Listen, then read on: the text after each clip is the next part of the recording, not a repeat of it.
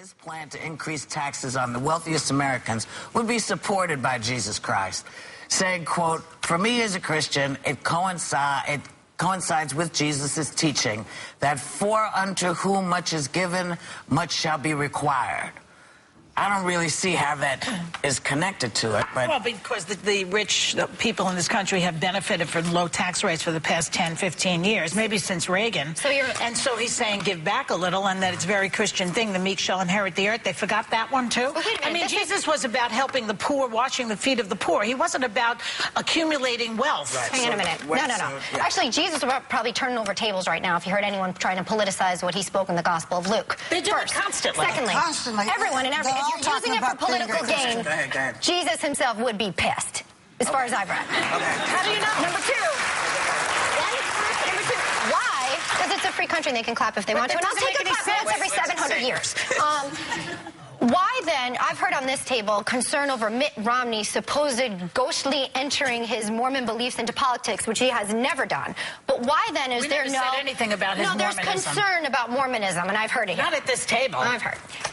We don't care. You don't care about religion and politics crossing lines. I would like it completely out of politics. So then why do you even stand for a statement that mixes not just any religion, but specifically Christianity, namely Jesus Christ, justifying high taxes? Why? I'm just telling you why he said it. Could I say something? Well, okay.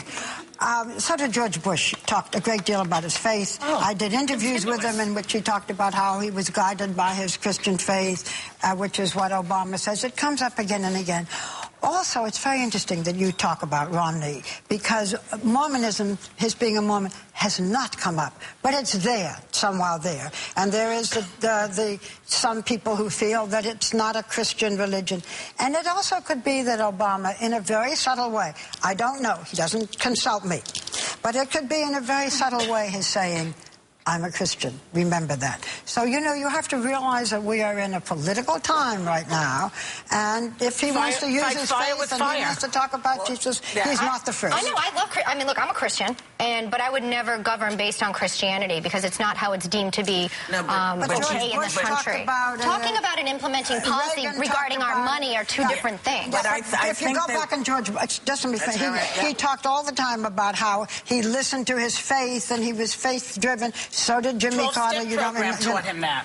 Everybody. I don't think that's funny. I think it's great he went through the 12-step program. If he did. It's in the 12 steps. I think people tend to talk to the audience they're in front of. I think that is what all politicians. Yeah, he was at a prayer meeting. They all seem to do it, and they become more Catholic or more Christian the closer they get to the meeting. So I said, well, I think it's pandering when anybody does it. But to sort of be surprised to hear Obama talking to Christians like a Christian, when we know that all of our politicians, whether it be our mayor, whether it be our senators, whether it be our president, they all do it. And it's just one of those things where you think, oh, okay, so this is the new dance. But I'm not okay. I'm a Christian, and I'm not comfortable with the fact that justifying a tax policy based on Christian principle, namely a Gospel of Luke and Jesus is saying, I'm not comfortable with that. I don't think that's I don't think that's okay. I understand what you're saying, but it's, you know, for us to really debate this, we'd have to go and get everybody's stuff. There's a mixture there. You and I would probably do that anyway. President and our money. But what I'm saying is that we would have, in order to sort of tit for tat it, we would have to go back. And so you and I will do some investigation and see what we can find. I want to say something to you. I agree with you. Are you not amazed? My heart has stopped. No, I'm just kidding. Because I do think the economic policy is the economic policy. Well, but then, don't you think... Could I finish? Yeah, go ahead. But I do agree that to tie it up, even though it's a prayer breakfast and he's talking to Christians, to say that his economic policy is based with all, you know, it's also about the biblical call, he goes on, is based on Jesus saying, I can see why you and some people who are not crazy about Obama would find it offensive. No, I think he's a great man, actually. I think he's actually a great father. I think he's a great man. My concern is that using Christianity and Jesus to justify taxes. Okay, that's true. But what about the fact that churches often get involved in politics and then they don't pay taxes? I don't think those things should happen. That's a different subject. That's not good either. That's also a mixture of it's a mixture of religion and politics, which should be taken out of the discourse. So then you're uncomfortable with that, with him saying that, and basing your tax bracket on Jesus. Are you okay with that? Look, it's not that I'm okay with that. I'm not okay with any of it. I'm just giving you why he said it. He has to survive.